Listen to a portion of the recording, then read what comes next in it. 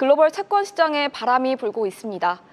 재정 적자 경고음의 디폴트 우려까지 나오는 가운데 감세안이 하원을 통과하자 오늘 미 30년물 국채금리는 장중 5.1%를 넘어서는 모습 보였고 미국에 이어 일본에서도 방만 재정 경고음이 커지며 일본의 30년물 그리고 40년물 국채금리는 사상 최고치를 기록했습니다. 20년물 국채금리도 25년 만에 최고 수준 보였는데요. 오늘은 일본 국채를 주제로 한 이야기들과 ETF 살펴보겠습니다. 일본 국채금리 급등의 배경엔 재정 팽창 우려 그리고 미국과 마찬가지로 부진한 국채 입찰 성적표가 있습니다. 일본 정치권은 선거를 앞두고 소비세 인하론을 꺼내들고 있는데요. 재원 대책 없는 감세 공약이 나오자 향후 적자 국채 발행이 증가할 것으로 예상한 채권 투자자들이 대표적 안전자산으로 꼽히는 일본 국채를 외면하기 시작했습니다.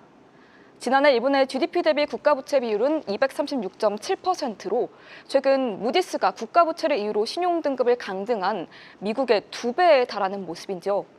상황이 이렇다 보니 지난 19일 이시바 총리는 일본 참의원 예산위에 참석해 금리가 있는 세계의 무서움을 인식해야 한다면서 일본 재정 상황이 매우 좋지 않으며 재정 위기에 직면했던 2009년의 그리스의 상황보다도 나쁘다고 발언하기도 했습니다.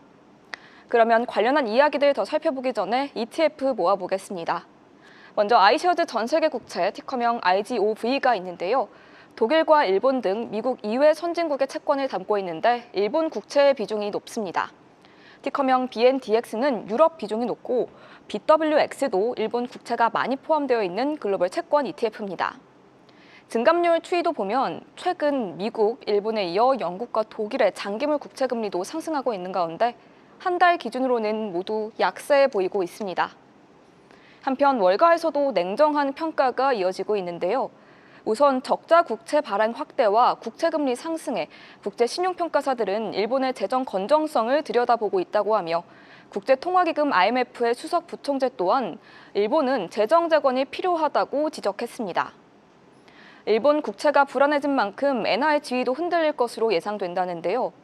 전처럼 일본은행의 국채를 매입한다면 문제가 축소될 수도 있겠지만 일본은행도 지난해부터 자산 매입 축소, 테이퍼링에 들어간 상태라 여력이 없다는 전망이 나오는 가운데 JP모간은 기존에 추천했던 스위스 프랑 매도, 엔화 매수 포지션의 해소를 권고한다며 엔화에도 상당한 리스크가 존재하니 스위스 프랑의 안정성을 재평가해야 한다고 밝혔고 또 채권 시장이 정책 결정자들에게 재정 건전성 문제를 너무 오랫동안 무시할 수 없음을 경고한다는 지적도 있었습니다.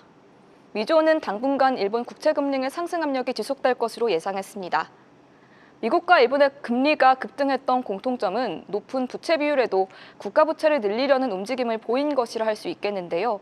이러한 국채 쇼크 또 재정 적자 우려는 전방위로 악영향을 미친다고 하는 만큼 시장에 주는 메시지와 변동성 계속해서 주시할 필요가 있겠습니다.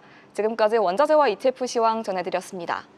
계속해서 다양한 경제 이슈를 알고 싶다면 구독과 좋아요, 알림 설정 부탁드립니다. AI 캐스터 권미정이었습니다.